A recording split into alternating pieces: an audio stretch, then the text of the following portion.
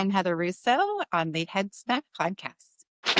You are listening to Conversations with Misfits, Mavericks, and Trailblazers. Hey, welcome to the Head Smack podcast. My name is Paul Pavolny, and I am excited to have another Misfit with me. I have Heather Russo.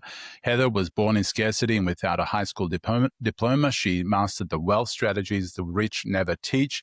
And now she leads a financial revolution, helping high achievers become generation one in their families. Heather, how you doing? I'm fantastic and so honored to be with you here today with all the other Misfits and Mavericks. Well, yeah, awesome. Well, I am so looking forward to this conversation. It's going to be a little different from maybe some of the others. We're going to be talking about finances. And so, I want to hear some of your thoughts, some of your secrets, some of the things that you've found out, some of the things that you've experienced. But what I like to do is to start off with is I like to hear a little bit about your backstory. You mentioned in your bio that you were born in Scarcity without a high school diploma. So let me hear a little bit about your story, your origin story, and you can go as far back as you feel is necessary. All right, fantastic. So I was born into a very unwealthy family, and there was times people were dropping groceries off on our doorstep. Like that was kind of my reality at that point of growing up, and I was always very aware of that. It was always present, and so I like to realize that my wealth journey actually started in scarcity, but along the way turned into a feeling of abundance and expansion. But it really started out of fear and scarcity of, I never want this for my family. And how do I break this curse? And what do I do different? And so I was a very untypical teenager. I was a little bit obsessed about that project of, changing history for myself. I hadn't even thought about like future generations, but just for myself, how do I not repeat these patterns? And so where did that gumption come from? Like, where did that motivation come from? The fuel to never not know where food is coming from, the fear of, do we have to move again? Yeah. I think a lot of us, we all have it. We all have some sort of something we grew up with, right? And you're either going to live into that or you're going to go complete opposite, whether it's alcoholism or finances or just so many things that people might have in their upbringing. And as a human, you're going to choose one path. And so gratefully for me, I chose like the direct opposite. Not necessarily super healthy either. I had to rein it in because, it's anything healthy can go too far. So, but I was obsessed. I started working when I was 12. I was putting money away. I was reading investment books by high school, going to conferences. Wow. I would have to say it was with my parents, even though I really wasn't. And because they're like, you're 16. So was there somebody that inspired you? Was there somebody that you looked up to at that point that you were like, I want to be more like them than where I'm at? Yeah. So my time period, because I have lived a little, I've got some years on me, was Susie Orman, who was kind of around a little bit still, but, and Dave Ramsey, who I think is still pretty prevalent. But I was definitely inspired by them and just anything I could learn about money, because like most people, it was not talked about in our house at all, except, no, you can't have it. No, we don't have any. No. Like that was what money was. That was the only conversation we had around. So I was the crazy girl who couldn't wait to turn 18 to start my IRA because you had to be wow. not your typical style of how you'd get there. But so that was my journey. I started my first IRA at 18 with $25 a month. And I was very excited about that. And my friends thought I was crazy. And basically, I didn't graduate high school because I needed to go to work for my family. So that money thing just really kept my opportunities low. Yeah. And I started realizing that too as I got like in high school and like out of high school, that if something doesn't change, like this is the only option in my life. And I'm not educated. So my options for, jobs in the traditional workforce is not going to be the way out. Right. So as you left high school to take care of your family, what was some of the, how long before you got into the financial realm as something that you did? Was there a lot of odd jobs? Like what were you doing to take care of you and kind of reach that dream? Yeah. So studying the experts, doing what they said. So through my 20s, I got financially stable is what I like to call it. I didn't carry bad debt. I had an emergency savings. I had started obviously investing in the market and was feeling financially stable. But I'm like, wait, and able to have my family and still be stable, right? Doing the small things and moving up a little bit. But I was in such scarcity. Like anytime money flowed into our life, it was like birthday money, Christmas money, that has to go to savings. That has to go pay off debt for a car. Like it was not Right. a abundant life, right? So it was stable, but not abundant and was my poor husband. I mean, that is not fun when you can't even have your own birthday money. Yeah, yeah, yeah. And Wow. as we're taking healthy things, but you can, take them too far. And so going through life and just realizing that that pattern was not healthy and that actually isn't joyful. And I believe that a wealthy life is also full of joy and peace. And there wasn't peace, even though I was financially stable. So Yeah. plug along through that. And then some financial hiccups in the markets, like 1999 and things. And a lot of things that the gurus in the 2008 housing market, the gurus never tell you your balances can drop 50%. Nobody talks about all the Right, risk right. that is really there. They're just, oh no, sock this money away. 40 years later, you'll be fine. But Yeah, yeah. that is not a guarantee, but I feel like it's sold that way. I mean, in our whole culture, I'm not naming anybody. It's just how the culture is. They don't talk about the hit of inflation, the risks that are in the market, and how long it actually takes to recover from those market risks. So those were things I started learning about, as my things started dropping. I was like, okay, no, why is nobody talking about this part? And then what do I need to learn so that I don't have that significant hit, that has happened to me? So that's Yeah. where I really started diving in a little bit more, just a little bit into like what the wealthy do. But I got hardcore about it in life. at- I was just about to turn 40 and we're financially stable and, having the things that we wanted, the basic things we wanted. We could go on a vacation a year. And I realized that that's it. Like, I don't want to be like, the books I read are about rich people. Like, how do you get to the rich people part? Like, where's that? Yeah. And Yeah. I realized that the pathways and the people that I was following were for financial stability. It's not necessarily marketed that way, but that's really what it's going to get you. And so I started diving in deeper and started doing masterminds and studying under like multimillionaires and lucky enough to be under one billionaire, where I got to learn from. And I learned they didn't do any of the things I was doing. Oh, wow. Wow. It was talk about head smacks. Like that was really like, wait, everybody says this is what we're supposed to do. And you're saying the direct opposite and you have the results that really most people are wanting. I think at our core, we want financial stability first, but ultimately as money or finances or wealth are the number one thing searched on the internet. We want more than just enough to get by. We want to thrive and we want to be Right. of service to others. And there's just so much that our wealth can do.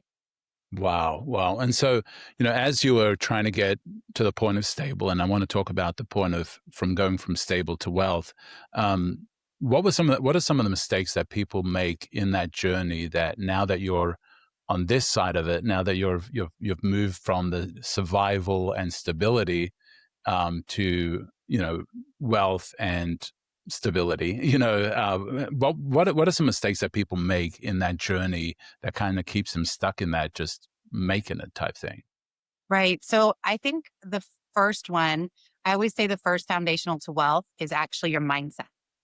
So most of us don't believe necessarily that we could be wealthy. Like I make, a typical person, I make 50 grand a year. How am I going to be a millionaire? Like that's impossible. So you don't even open your mind to be encouraged to learn or even connect with somebody who might have done something different because it seems impossible. Another mindset I think we have is like we're so afraid to risk everything, feels if we do anything different than saving, it feels really risky. But here's the key. The biggest risk is actually doing nothing. If your money is sitting in a savings account, you've guaranteed a loss. Nobody Wow. talks about that. Everybody talks about go to the high yield savings, go, save your way to wealth. Don't spend your money, don't invest necessarily because it's risky. But you actually are doing the riskiest thing and guaranteeing a loss. Where if you invest it, you're not guaranteed a loss, but 100% you are in savings. Like that was a mind blow to Yeah. me because your savings are why? Because your savings rate is not beating inflation and taxes. Wow. So you think you're getting ahead because you have 100 grand in your savings account, but that 100 grand is going down in value every single day. We don't see it mentally or understand it, but it is. So you think you're moving ahead, but you're actually moving backwards. That was the biggest mind blower, one of the biggest mind blowers to me, Yeah. because that did feel safe and stable. Wow. And so, with somebody that is in that place, mentioned the 50,000, 50 to 100,000, you mentioned that savings is not enough, that investment is a better step. When it comes to taking those moves, for some people, that seems overwhelming. I don't understand that. What are some steps towards getting from that survival mode to investing and doing that? What do you take them through in what you do? Well, and what I do, and here goes back to the mindset, is the pain of moving backwards, guaranteeing loss, and actually being risky already worth taking some time and effort to learn something Yeah, different. Like, again, it all goes to mindset because everything is on the internet. There are experts in everything that you can hire. If you want to get to a certain space, there's undoubtedly all the information you need to get there, free, service based, all the things. And what stops you from actually building wealth is your mind. So yeah, you have to really honestly make a choice and take the identity on of, I always say, like, no matter what. Like, I can stay here and pretend and live in a fantasy land, which feels safe, but it's not. Or I can choose to stand up for me, for my family and future generations and learn something different. And what I would say is, one, declare that. You have to decide that you're willing to go out of the norm that you're comfortable with and just put your foot in the, like, just a little toe, just dip a little time. yeah, I don't tell everybody to go all in. Let's start with $500. That feels good in 30 days. Maybe 1,000 feels okay to start moving over. And it does require bandwidth. So I will say it's simple to actually become wealthy over time, but it's not easy because our mind is always playing tricks on us, and things like that will pop in the way at a lot, our scarcity, our fear, all the things that we're always unraveling as we're traveling through life. And I will always think, oh, I've mastered this piece. And then it goes up, right? So it's like, right, right, still always work to do. So I think finding an accountability partner is really important, whether that's a paid person or just another friend that is ready to start the same journey. And you both are in the same spot of, no matter what, we're going to keep our appointments with each other. We're going to do what we say, have support. We're going to find an expert that aligns with what feels good to us, right? yeah, There's a lot of information out there. So I would say mindset work on being ready to move forward in something that might feel scary, and accountability. And then I always recommend an expert. For me, my longest journeys are when I'm doing it alone. So I might pay somebody 5,000 or 10,000, but it creates 100 or $200,000. This is where mm, so many people will, this is a mindset thing. I don't want to spend money to learn the best and easy way. It's not spending, it's investing. You're literally investing. It should be considered an investment, especially if it has an ROI. right, Like, right, you can calculate out, if I do this and I can earn this. So we're not talking about sales. We're not talking about guessing. Like, am I, trying to sell something or a product? This is literally math and systems and structures that have ratios that will return something for you. So you can actually map that out. And I do that with my clients. So they can see, like, you're not just frivolously spending something. The frivolity will be if you're not committed. right, right. Wow. Because And nobody so, can see the results if you won't do the work. I'm going to be really clear. It's going to take you all in for a journey. But what's beautiful is it's not the 40-year journey that we're sold. You can do this in 7 to 10 years. Many of wow. my clients do it in 5. I'm not saying that they're living Kim Kardashian lifestyle in 5 years, but they're like covering their lifestyle. Like, if the job comes and goes, or sales come and go, or your business isn't producing, because we've all been through some interesting economic times since 2020. So we all realize now how actually unstable jobs and businesses flow. So having that backup flow for yourself is really important. So we've been sold a lie that is keeping big business of America and the market and banks highly flourishing and wealthy, and not us. And it also keeps us trapped thinking we literally have to wait. Like, I think the word retirement should be gone. Like, there's one, you're still going to move on into your passions and you have so much life left. So retirement is like put out in the field, you're going to do nothing, that is Yeah. not what we envision most of us for our retirement. And it feels so far off and like you have to be old. So I really like that, just like your freedom, just freedom of time versus Yeah. retirement. You mentioned the lie that we've been told. What are some other lies that we have been told or that we believe or that is like actively put out there? Yeah. So I mentioned the high yield savings and how Mhm. you're actually losing inside of that. I like to use the example of a mortgage. When I first work with someone, we go through everything in their financial system. We go through money inflow, we look for money leaks, and then we look at everywhere your money is at. And so we always have a conversation. What is your mortgage interest rate? And if you're lucky, the average is 3%. You did this 5 years ago. It's Right, like, right. yeah. And I'm like, okay, so let's test this theory. Pull out your mortgage statement. I'm not sure if you have a mortgage or not. So this may be, you may already know what I'm talking about. So let's look at what goes to principal and let's look at what goes to interest. And I guarantee you, if your mortgage is less than 13 years old, which is most people, it's 55% or higher. Wow. So you think high interest credit cards are a lot at 29%? We're screaming right now. They're up at 29%. It got nothing on your mortgage. Wow. We're told like this is the only type of mortgage that you can have generally, right? And it's not. So that's an amortized mortgage. And what they're doing is they're pulling all their interest up front as much as possible and very little to your principal. So is your interest rate 3%? It is in 30 years, but it is not up until then or anywhere Wow. in around that time period. So that is a huge money leak that a lot of people have. Almost everybody that I talk to who owns a house, like, how is this legal? What is happening? It's like, it's Yeah, actually yeah. all in there. They're really clear about it. And even more clear. And, in more recent times, they have to delineate that. So just this perception to reality is what is usually the biggest aha for my clients is like so many things of what they thought it was doing and what the reality is. And math doesn't lie. So I always say math doesn't lie. People lie, marketing lies, Yeah. math doesn't lie.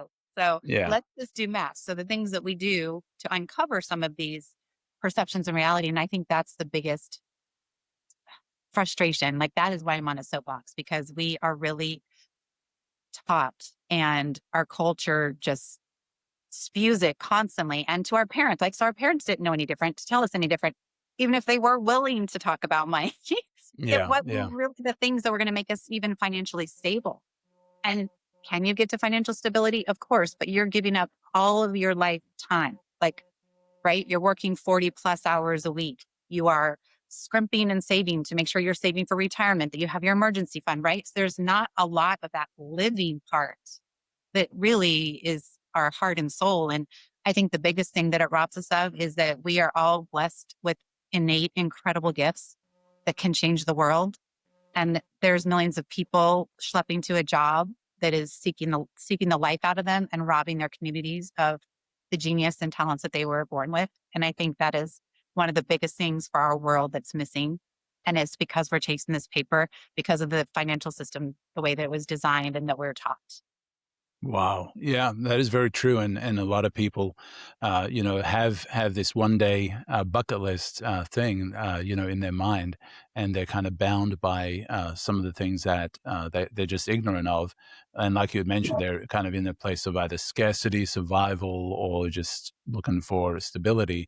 And they've never moved into a place of abundance, And so, you mentioned, the lies of the mortgage industry. What are some other lies that kind of keep people in that phase one of life, of scarcity and existence and things like that? What are some other lies that you challenge them with and challenge it to their face and say, hey, you need to stop believing this or doing this? Right. Let's see. Let's talk about 401k, very popular, right? That's a very popular thing that most of us are told to go into, which is fantastic for the stock market because they win no matter what. Whether they produce a return for you or not, they win. Like this is Wow. designed for you. If you hear nothing else besides the high yield savings and your mortgage and these three are wealth changers, 100% wealth changers and mindset changers. Go do your research. I'm not saying just believe me. Like, it's very important for you to create your own, beliefs as well, right? Um, First of all, your 401k doesn't actually belong to you. If you look at your statement, it says for the benefit of, which means any Wow. changes can happen to it without your knowledge because you are not the owner. Go look at your Mm, statement. It'll say for the benefit of. wow. Secondly, they don't outwardly talk about all the fees that are involved. So typically over a 30-year period of you scrimping and doing everything you can. So people are all doing the right things for the most part. People really are trying to do all the right things. They're saving, they have emergency funds, they're maxing out their 401k, right? So I'm not saying you're not doing what's taught right things and you are making the sacrifices to make that happen. But in 30 years, a third of that money you put away and the earnings are wiped out in fees. Wow. So if your trajectory was $1 million, it's not going to be that, or you would have to put away more than that plus the fees, which is up to a third. Like your hard-earned money that you've sacrificed other joys in your life. Like, oh, this is what really gets me. So I'm so passionate, so Yeah. passionate. And that's why I do the work that I do, because there's just so much perception and reality differences out there. And we need a lot more reality. And we need to be open to hearing the reality. And Yeah. so not only fees, but then there's no protection, right? And I don't care if it's a 401k. So these fees are all with, financial planners. They're with financial advisors mostly. So just understand your fees. I'm not saying fees are bad, but fees definitely play a role in what your outcome is going to be, right? And so we need to pay attention to that. And often it's just noted, if you're lucky, one fee, but there's actually fees within all of these funds. When they trade them in and out or move you around, there are expense fees in there too that are often hidden. So all of these little things are pecking away at what you're building and trying to save for your future, and you don't even know it. And then there's no protection, right? So people like to say, oh, I have a 401k or IRA, whatever they choose to say, and I'm diversified in there. It's all in the market. So is that truly diversified? No, you are still in one basket. You have different colored eggs in that basket. You might have a duck egg and a robin's egg and a Yeah. Yeah. egg, but that basket falls, the eggs break. I don't care which color eggs you have. So that Wow. misconception that I'm diversified, if you are putting your whole entire future into one basket, you're really setting yourself up for a lot of stress and volatility, and most likely not an outcome that you're expecting, that you won't be prepared for at our most fragile time of life. When Yeah. we're older Yeah. and we may not be able to go back to work or we don't have the time to make up the difference. So all your eggs are in a basket, and they generally don't have any um, layers of protection for you, right? So if the market falls out. It was just a bad year. Like Yeah. they don't have stop losses. They don't have, they're not doing these things there. And they don't have you outside of the market with other things generally. I'm not saying every single person, right? But generally, they're all just saying go into the market. That's all that it is. And they're not having outside resources that can help balance when the market shifts. So am I saying don't do your 401k or have your, that would be up to you. Like if we work together and I can educate you on a lot of different other possibilities, and then you make up the mind that's right for you, maybe there's a place for that. But then we're going to for sure put like a volatility shield. We're going to have a backup plan put in place so that if that happens, it doesn't derail your timeline of retirement, the funds you have available, that type of thing. And often they are also not talking about inflation and taxes, which are Mhm. eroding that number too. So you'll get this beautiful projection, which cracks me up because it's usually 30 or 40 years away, which is, I don't even know if I'm going to be alive at that point. Right. So far off, which is also, I think, part of the sticking point for other like especially past probably my generation. That is so far off in their reality that they're like, I don't need to worry about that right now. But even in my generation, so the average person in my generation, I'm in my 50s, has $75,000 saved for retirement. Like, that's it. That's the average person Wow. because Wow. they just thought it was like it's so far off, I can deal with it later. And that's not true. And I think some other generations don't even think about it. Yeah. It's Yeah. not even in their realm anymore. And so that's interesting. So there's so many myths and misconceptions just in that piece of, retirement, let's say. Wow, wow. And so one of the things that you had mentioned is that at some point you were, pretty heavily in debt, and within 5 years you got yourself out of that. For somebody else that might be kind of in that same place, they're in a lot of debt. They're kind of where you were. What did you start doing? Are the things that we talked about what you started doing? Was there something else that you started All of doing? those things, but so Yeah, much more. And I will say on my journey, yes. So when I finally like hit the point where it was enough was enough, like I wanted next level life. Like I'm no matter what, like I'm all in. I'm all in. I've hit the point I'm yeah. all in. And I studied and I started to learn what I need to do differently.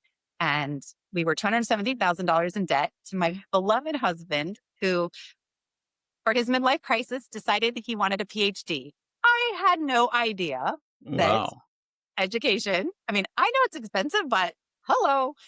So not a Lamborghini, not a girlfriend, but almost a big ranger. I was like, okay, okay. So we did lots of things. I'm always honest about our journey. We did crazy things. Like went for every grant he possibly could. We moved out of our house and rented a room so that we could have cash flow, more overflow as much as possible to put into assets.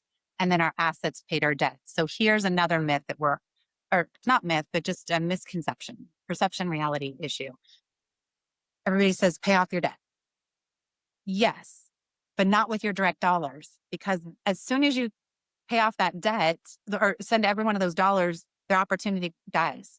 It can never do anything for you again. So you're debt free, but you're still in the same financial spot.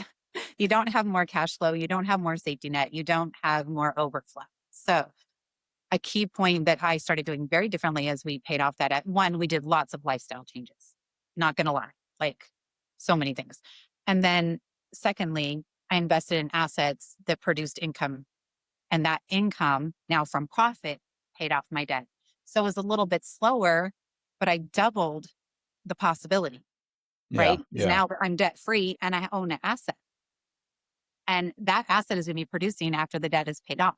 So I really tell people you don't necessarily have to make more money. We just have to change the flow of everything you're doing, most likely, because everything's flowing in the direction that the world has told us, which is not going to be in your best interest for safety, stability, risk, any of the things that our perception and reality is off on. So Heather, with what you went through and what you started changing, you talked about assets and things like that. For the person listening, I want them to really be able to understand what some of that means, because some of that is a foreign language to them. Some of that Yeah. is very hard for them to wrap their mind around it. They've never thought about those things. They've heard the terms, but they don't fully understand it. So walk us through, what are some of those things? You talked about the assets, you talked about scaling down and things like that. You talked about the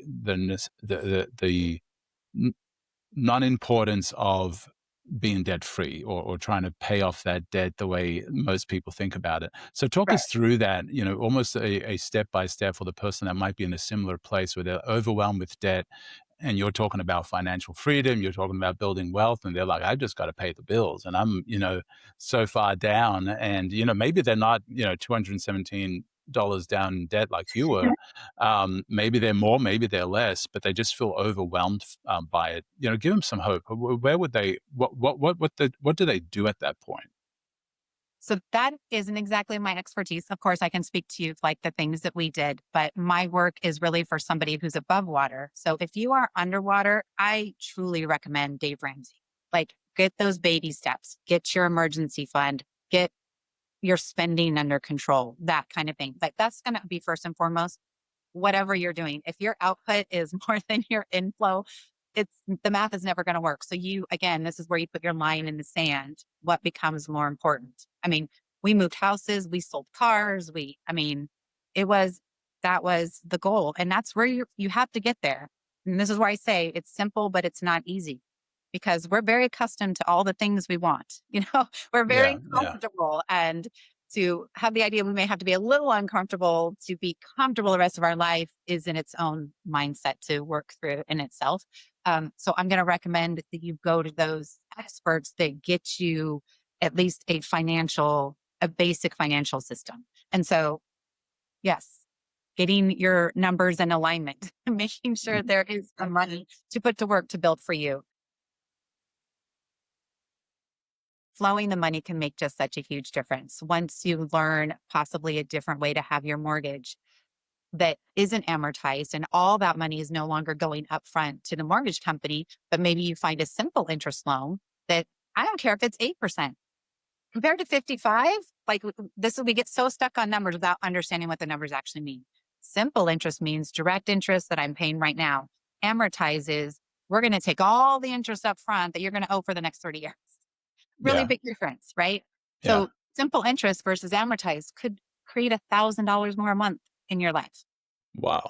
$600. Like, I don't know, because everybody's numbers are different, but it's usually pretty significant.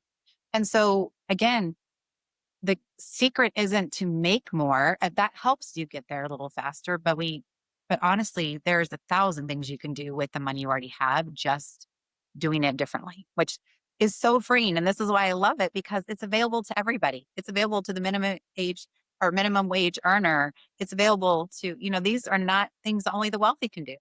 Yeah. And that's really what excites me, is that this access is for everybody. Yeah. So making sure you're spending less than you are making, stopping the debt cycle. So we think getting debt free would be the answer, and a piece of it could be, but if we don't get out of the debt spiral, so emergency fund is probably more important than paying off your debt. Because if you don't have any backup plan, you're just going right Right. back to the credit card. And that's unfortunate, is what happens. There's a pretty high rate of people doing reaching this amazing thing of paying off their consumer debt. And then it just happens again, right? Or just Yeah. entering Yeah. the debt cycles. They never get debt free because they don't have money to save. So if that doesn't feel comfortable, you know, then maybe 50-50. Your overflow, 50% goes to a emergency fund, and 50% goes to that extra debt payment. But again, going back to that principal erosion, every time we use our dollars to do something, whether it's go to Starbucks, pay my mortgage, pay my car insurance, every one of those dollars, the opportunity is always lost. So that's something, once you've got stabilized, educate yourself on like the next level. And that's what I say when you said it can be very overwhelming, and it is, and it can be. Just, what's the next step? What's the next Yeah. piece I need to do? So Yeah. if it's debt and emergency savings, until that is somewhat under control, then take on the next piece.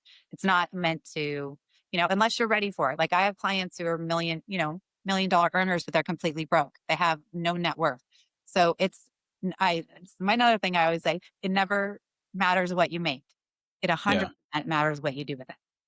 And Wow. so broke millionaires all the time. So sometimes they have access to funds and we can do a lot of things at once, right? But if you're in that situation you're talking about, where they're just trying to survive, the first thing is to get with like a mentor like Dave Ramsey and his program that's going to help start giving those little baby steps to get out of it. And then once you're out of it, start building out the next pieces.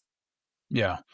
That's so good and very helpful, and I think for somebody it does encourage them. And so, now that, you've gotten to a place where you're out of that debt, now you're in a place where, you create a multi-million-dollar wealth, you're also helping our high achievers, kind of become generation one for their families. Um, there's different mindsets at different levels, right? That you got to overcome to move forward. So for those people that maybe they're in a more stable place, maybe they're surviving, they're Yeah. just doing fine. What do you start with mindset wise, to help them get those high achievers get to that next level of thinking? And maybe we've already talked about it, but what are some other things that you also start helping them with? Well, the perception versus reality about all the places, what their money is doing or not doing, that's kind of where we start. And That's a powerful mindset shifter just on its own. When they see the math and they realize or they understand the actual risks that are involved when they thought they were safe and building up into something and then to find out by pure math that they're actually not. Um, that one's a huge motivator. So I think just getting real and understanding your numbers, go look at your bills. Most people don't even know what their interest rate is on their credit card Wow. or their mortgage, right? They don't know Yeah, the yeah, truth, yeah. right? So I would say that in itself is a huge mindset set shifter. And most of it just really, unfortunately, our mindset tends not to change until we're at rock bottom. So you really just have to decide. And I think there's mindset work that can help you there, but it's really just who you are. Like you just have to have courage and tenacity Yeah, and yeah. be willing to fail. Like I have so many failure stories. I know everybody likes to highlight reel, but I'm super transparent. Like I told you, we started way into debt and then had moved out of our house to rent it out. Like it was not an easy path. And then I had gone into a business that I had thought I had researched well. I had a CPA do all the things and put $250,000 into a business and uh, it was closed in 3 months. 90 Oh days. my. Oh wow. And that was me shooting for the stars, right? Like, go big.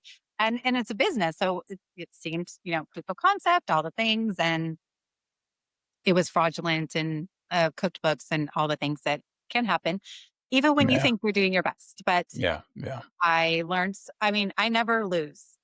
I learn or I win. And so being open to realizing that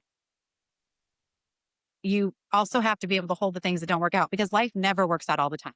Not personally, not healthy, not financially, like none of it is always perfect. So building up that muscle to hold the journey that we're on. And that lesson taught me so much. Like, okay, I survived that. Like that was the biggest investment I'd ever made. And this was at a time we were still building our wealth. So that was like everything we had. Like Yeah, we were yeah, really, yeah. Wow. yeah. And I definitely had to work through some shame and guilt. Like I just moved our family backwards and was feeling, I had a lot of feels about that I had to come to terms with and be able to hold and still move forward because it's very easy to just crumble and say, I'm never going to try again. That's our Right, human nature, right? So a lot of it's just building that muscle and remembering who you are. So this is part of the things that we go through. And some of even my like little evergreen stuff, you can do like self-paced and start discovering new things about yourself if working with me isn't like an option. Uh, look at all the places you have made it through things that were difficult, right? right, right. You are stronger and more amazing and courageous and creative and we'll figure it out because we always do. We are incredible human beings, right? Yeah, Think of that time that you got in a car accident and there was a $2,000 bill, repair bill, and you have no money and you're not trying to figure it out and you think it's going to devastate you and you'll never recover. But then you did, right? right, right. Yeah. Well, and somebody once said we've survived 100% of our worst days. Yeah. As I say, our survival rate is 100%. Yeah, yeah, yeah. Is it always going to go your way? No. Be very clear. Let me tell you, the wealth journey is not for the weak. You have to be able to hold the wins and the losses. Nobody gets to the top with no losses. Yeah, Nobody. yeah. Nobody. Now And so with hold that. But also remember who you are. Go back right. and remember who you are. Now with the situation that you went through with the bad investment, what are some of the key lessons that you came out of that with? Key head smacks, key things that you now use as a warning for anybody else that might be saying, "Hey, I've got this amazing opportunity." What are some things that you advise those people from what you've learned? What I've learned, if you are not a more advanced investor, I mean, everything has its own specialty too, right? Like buying a business is its own specialty.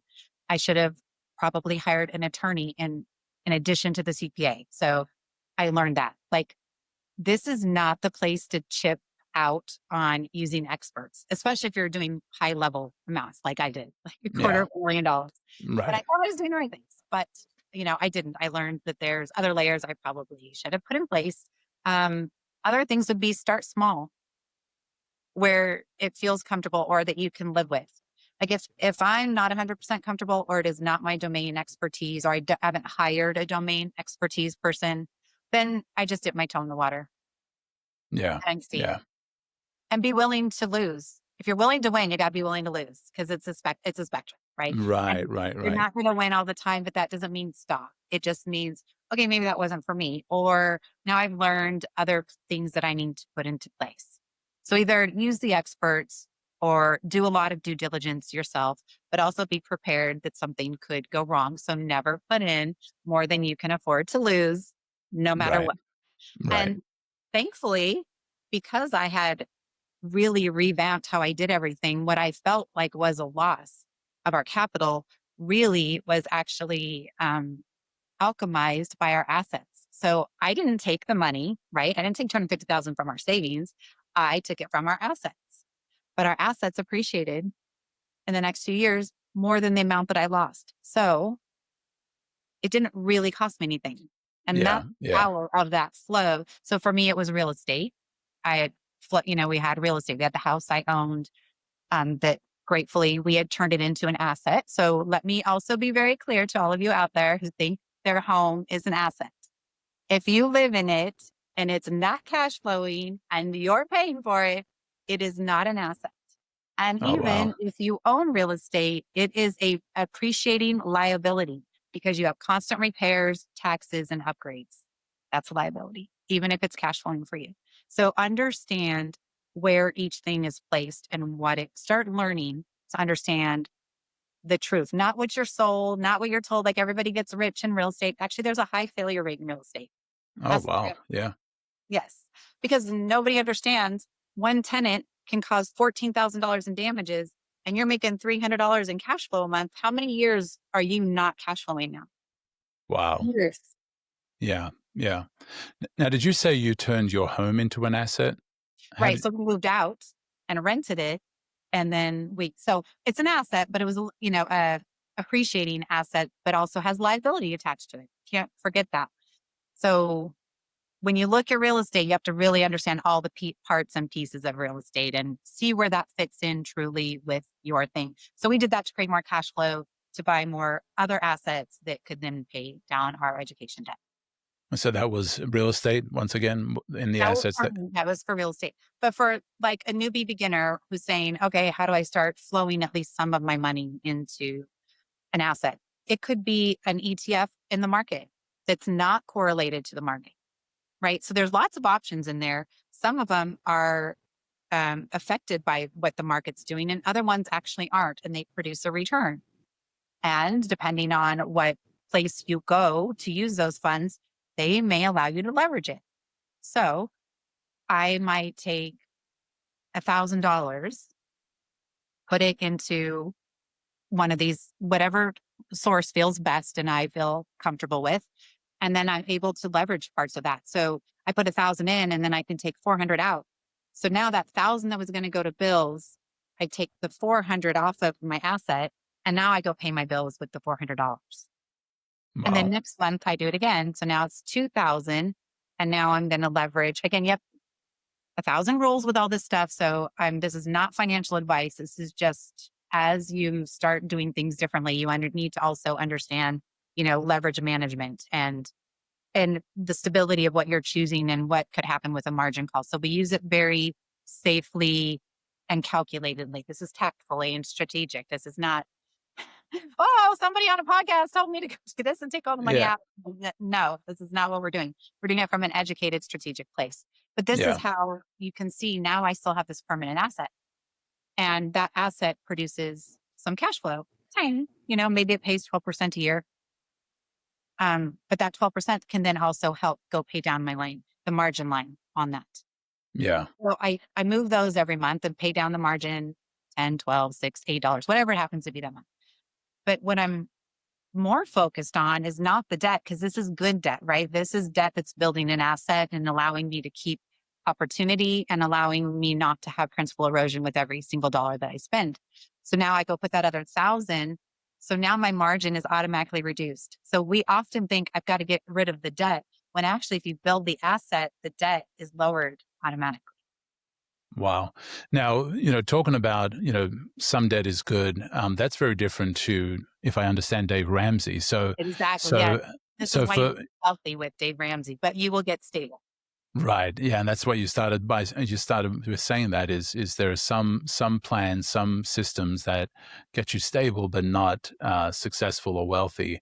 And so, one of the things that you'd mentioned, and I want to make sure I understand it. And I think for some people, they hadn't thought about doing things that way. And you've mentioned several ways to do it is not paying off debt with wages or salary or income, but paying it off with assets. So I want you to take a moment to unwrap that even further. And I know you've already unwrapped it a little bit, but for some people that's a very interesting concept. It's so I want to make sure that you have the time to fully unwrap that and what that actually means and looks like for somebody that is that they're high achievers. They've moved beyond stability. They're ready to go next level.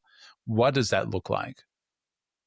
Yes. First, just realizing again, we'll start at the basics, which is every dollar we spend loses opportunity forever.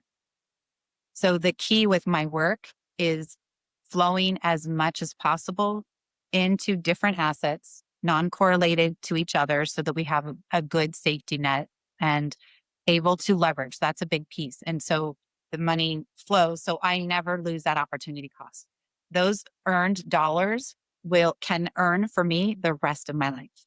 Like most of us are used to, I get paid, I pay all the bills, and what's left, I build my future on. And that's why it takes 40 years. And for most people, Yeah. 4 years, most people are never getting there. You're not going to be Right. financially free. Go to a Walmart. Who's the greeter? Who's the cashier? I Right. mean, the reality of people who have retired, it's not good. And it's not what the statistics are different than what's advertised. And Yeah. so Yeah.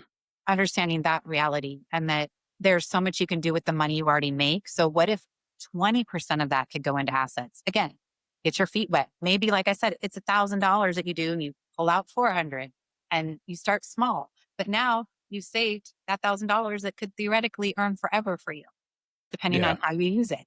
That's the key difference of 40 years to 10 years or 7 years or 5 years is that earned income all gets put in places that are earning for us, income producing, so that now we can live with our expenses and our burn rate is much lower. And then our debt is paid by profit and dividends or whatever it might be that you're invested in, cash flow from real estate. And we've built up these assets that can last us forever. Right. That And you meant that's the change. And talk about stability change, legacy. Legacy is very important to me. I always say, uh, wisdom is the true legacy that you'll leave when you learn how to do money the right way. The money is a frosting on the cake. But if you don't learn to do different things with the money and have boundaries and, spending plans and understanding of how money works, was the first generation earns it and the second generation loses it. And so if you truly want legacy, the wisdom has to be the first foundation that we pass on. that's so true. And so, with somebody that is, wanting to have wisdom and wanting to dip their toe into this, you had mentioned a couple of things. You mentioned real estate. You mentioned the $1,000, putting that in, pulling out the 400. What are some ways to kind of start dipping your toe into building that stability and building up those assets that then take care of your debt? What is there a shallow end, to the pool? Yes, I was talking looking for ETFs that might be non-correlated to the market. Yeah, You can find them. There's debt-based ETFs, that are not tied to a business that have assets. So finding those, and you can buy those for $50, right? So you can start small yeah, and just start building. Okay, I'm building up my asset that in the future I can leverage. yeah. Even if you're just starting to build and you're like, I can't do the second piece. The key is just start. I don't like I started with $25 a month. It doesn't Wow. it's the actually just getting started. So I don't care if it's $5. And that is the freedom that is great, I think, from, if you were using something in the market, there are ways to use the market to our advantage. But it's not the old model of accumulation that we're all talk about, retirement and 401k and IRAs and just putting money away for 30 years. You need velocity because you're fighting inflation. We live in a compounding financial world, yet we're told linear financial solutions. Just hold it and let it just sit there over Yeah. time Yeah. and hope and pray because you don't know what the stock market's going to be when you go to retire. So I tell my people that for me, a 401k or any of those retirement accounts, I might as well take all that and go to Vegas, put half on black and half on red because as much as they like to tell us, just follow this plan, nobody knows if the plan is actually going to work. And I think Wow. if I remember correctly, there's like an 85% failure rate in financial plans. Wow. Wow. 85%, but we're betting our whole future on it. We believe in it without researching it. Like we're giving so much power away because we don't talk about money. That's not what happens in our family. And I don't know. And I feel overwhelmed. And okay, you're overwhelmed. So what? Are you going to choose that as an excuse or are you going to muster up whatever you need to, tighten the bootlaces and say, Right. I can do better than this. I can do better for this for me, for my kids, because we role model all the time, Yeah. right? And we care about our kids more than anything, right? We're saving for college, but we're not teaching them about money. And Yeah. what is Yeah. college for? College is so that they would go out and get a good job. It's still financial based, but it's not the thing that's actually going to save them and help them have a better future if they don't really understand what their money's doing and how to operate it the right way. So our intentions are incredible with our kids. And we're doing what we think is the right thing. And that college is about the better paying job for financial stability. But for the most people, that it doesn't actually produce financial stability. And then you've got all these debts. I'm not saying don't go to college. That's not what I'm saying. I'm saying we are modeling all the time and the legacy and what we're teaching our kids or not teaching our kids has the biggest impact. Yeah. Yeah. That is so good. I can't believe how quickly this conversation has gone. This has been amazing. One of the things that I like to wrap conversations up with is asking you, what is one question that you wish I had asked you or a head smack that you want to make sure you share? It's a good question.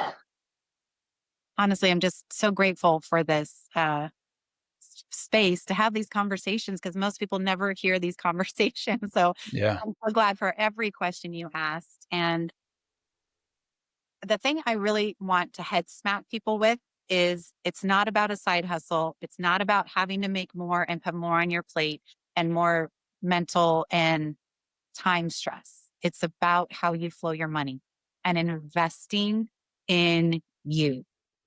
Yeah. You are your best investment always. That is so good.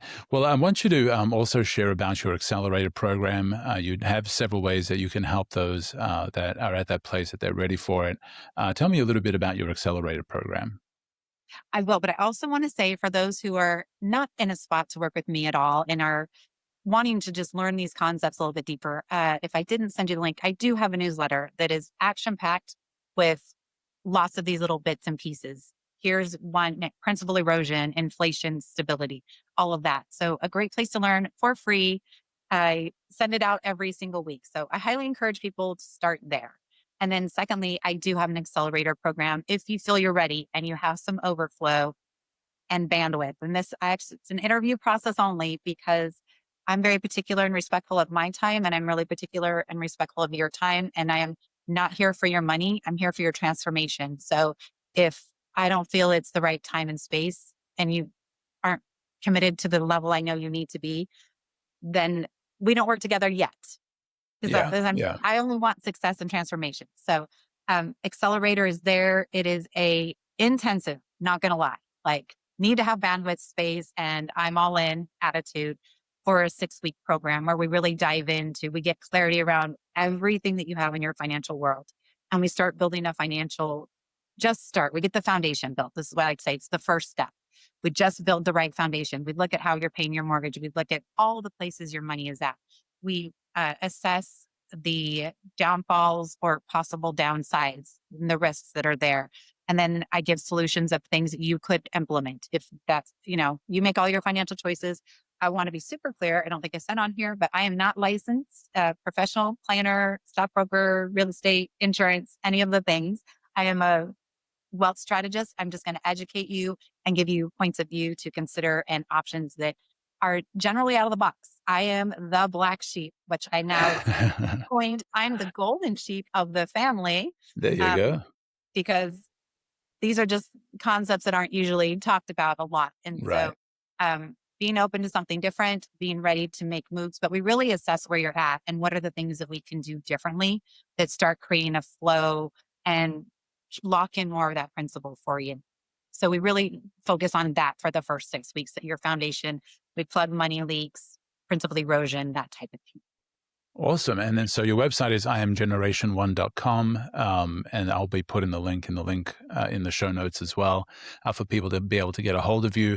Definitely sign up for that newsletter, and then also there is a free gift in the show notes. So for those of you that want to go to the post on this, you'll see that as well as in the show notes, and love to share it with you. It's iamgeneration1.com/secret. And so thank you very much, Heather, for that. You had mentioned that you were born in scarcity and things were kind of tough, and that you are generation one. How have you seen that kind of come to life in your life? You say you're generation one. So what are things like around you now, coming out of scarcity to where you're at now? Now I sleep peacefully at night. Money isn't a concern. It's a thing I get to play with now and just expand, which is really exciting. It doesn't feel heavy. It feels very light. And the biggest thing for me and the driving force for me to become generation my family is so that generations that I'll never meet are going to be impacted by the work I do today. And so it doesn't feel like a sacrifice for me. It's really a building up of my lineage and my family to have better choices in experience, right? They're not going to have to come out in scarcity or worry or fear. And this does not mean I give things away. My family will tell you everything is like earned. Like there's no free ride. And they all already know that. Like when we pass away, nobody's going to become a millionaire. You're not becoming a millionaire off of us. There will be a trust that you have access to for certain things in life. You want to start a business, we will back that. College education, we will pay portions of that kind of thing, right? Like to build up their futures. You want to take a course in money. That's one thing I really encourage. We need to change the narrative of not talking about money. Right, right. We need, like in your families, just start having monthly meetings. And it can be funny and silly. Like in our family, when we first started, we had like bucks that they earned for treats, like that there's a little thing. So if they came with like something new they learned about money, or they found a podcast and they shared it with our little family meeting, like then they'd earn these little bucks. If they showed up, they, got little bucks, and then they could spend them on whatever, like gift cards we had or whatever. But just start the conversation. And for me, the freedom has brought freedom for my family. So currently I'm able to help with daycare for my daughter, who has been going to college full time to become a teacher. And so they can afford college because I'm able to help with daycare. My aunt personally lives with us, who has dementia and Parkinson's, because she didn't have all the right planning in place. And so she doesn't have the money she needs to keep herself safe. So being able to be that safe harbor is everything to me. Like, Yeah, yeah. yeah. So that it overflows. You think it's about you, but it's really, I always say rich is like, I'm thinking about me and I want the fancy car and the big house and all the things. And then the wealth is when it just overflows, and it's a we. Like, how do I get to impact? I can see any GoFundMe now on something. And if I feel the call, like I can just hit the donate button, and that Yeah, feels yeah. incredible. Yeah, I love that. What a great way to end, the difference between being rich and being wealthy. I love that. Heather, this has been amazing. Thank you so much for this conversation. And I know there's been a lot of value that people can get out of this, and start thinking about their own financial state and their financial future as well. And once again, that link is imgeneration1.com, and it'll be in the show notes. Thank you so much, Heather. Thank you, everybody. And thank you, Paul, so much. You are listening to Conversations with Misfits, Mavericks, and Trailblazers.